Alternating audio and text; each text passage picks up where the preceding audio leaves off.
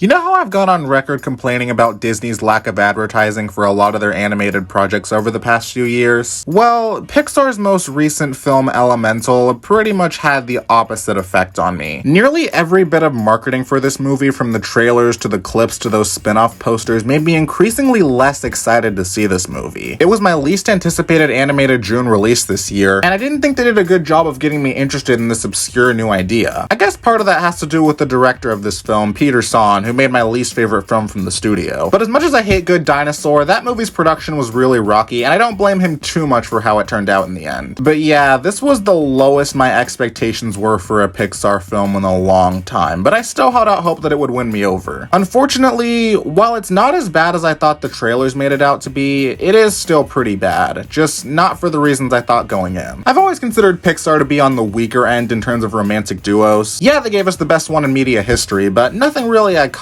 outside of that. And the investment I had in Wade and Amber's relationship, while initially strong, pretty much peaked in the first half before taking an obnoxiously contrived turn in the final act. The way they handled Wade here in particular really irritated me, and you'll know what I'm talking about if you've seen the movie. My favorite element of the film doesn't even involve the two of them coming together, though. It's actually pretty secondary to Amber's relationship with her parents, Cinder and Bernie. I thought it was decently compelling to explore her identity as a first-gen immigrant, and thought it was a much better internal conflict to work with given the premise. It was equally the most surprising and emotionally satisfying aspect of the film, and honestly, the only thing that really held my interest during the runtime. Because while the film's world is engaging from a visual standpoint, the story barely feels like it has any stakes, and the character's journey throughout it is just so boring. I don't even think I remember a single one of the side characters' names, and just thought they were mostly forgettable. All the jokes they tell in regards to the characters being elements are also super predictable and not very funny. Like, imagine that one joke in Cars 2 about oil leaks for the entire movie. Maybe this problem is heightened by how much of them were given away in the trailers, but even without that, this movie kind of fell flat comedically, save for a handful of chuckles Bernie got out of me here and there. I'm glad this movie didn't really use the two leads being different elements as a race allegory, which is what I was most worried about going into it, but it kind of ceases to be relevant by the ending. I won't spoil how everything wraps up, though I'm pretty sure it's easy to guess, but what the writers go with kind of contradicts the established rules of this universe, which aren't structured or explained all that well to begin with. It works on an individualistic level with Amber's parents, but the movie doesn't do a good job of showcasing why there are societal pressures against elements mixing, since it only seems dangerous when it comes to fire. And it's not really developed or explored all that much outside of the main romance. I don't know why a society would think any elements mixing with air is somehow lethal. It's literally just air. And doesn't Earth technically need water to survive anyways? I feel like the basic narrative beats honestly could have worked better if the characters didn't inhabit a universe with world building this convoluted, which surprised me given how that's normally what Pixar is best at. It's clear with this movie's general reception and financial performance that they're losing the same brand recognition, with people being less eager to see their films in theaters. They were definitely dealt a bad hand with the pandemic, but it's hard to blame it on raised expectations from audience members given how much momentum they had at the start of the decade. Soul, Luca, and Turning Red were the closest they've gotten to replicating the consistent level of quality we got during the 2000s. And this is the second film in a row to fall below the standards set by them, on top of just not really working on its own. It's not made from a place of cynicism, and it is very personal in terms of what it's trying to say. The animation is really unique for Pixar, and there's a lot of individual moments that stand out, but the presentation of the universe is messy as all hell, and the plot gradually gets more standard as it goes along. I don't think it's gonna be something that sticks with me, but no hate for Peter Sohn though, he seems like a chill dude. And please don't take me not liking this movie as me wanting it to fail financially. Those feelings are reserved for this movie, thank you very much. But I'm gonna give Elemental a 5 out of 10. At least their next movie, A Leo, looks pretty neat, but then again, Pixar's already made the best sci-fi of all time, so I'm cool with however that turns out. You can rest easy, Pixar.